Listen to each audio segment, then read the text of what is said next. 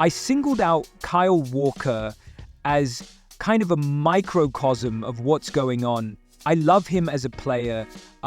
He's been brilliant for them. He's been brilliant for England. His pace, his reading of the game is probably second to none. And yet today we saw none of that. We saw him outpaced in moments. We saw him kind of lackadaisically getting back in on the shoulder of his centre back, which is what he does perfectly. There's a little bug within that dressing room right now because often things aren't quite clicking. Tim, just quickly on the pace.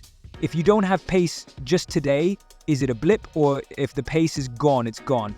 No, I mean, I think for him, there were moments that this was a decision-making type of thing. There were moments that he's usually head back, sprinting, arms pumping, and he just didn't see a lot of that. And so I think it's more a mentality thing. Definitely a crisis now, Rob. Absolutely.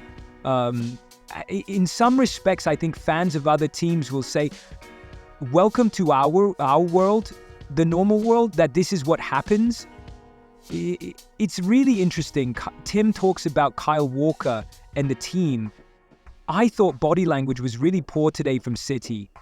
The reaction to being 1-2 down, 2-9-2 down, 3-9-2 down, and then 4. I think the last 7 Premier League losses for Manchester City, Rodri hasn't played. We saw him with the Ballon d'Or today. It isn't just what Rodri does with his physicality and his defending. It's his ability vocally to get people on side, to get them up for the game, to get them mentally where they need to be. Manchester City mentally were in a good place today, and Spurs ran all over them. Surely in January they have to try and find a Rodri replacement, but they just don't exist, do they? Rodri replacements. He's the best player in the world, and that is official.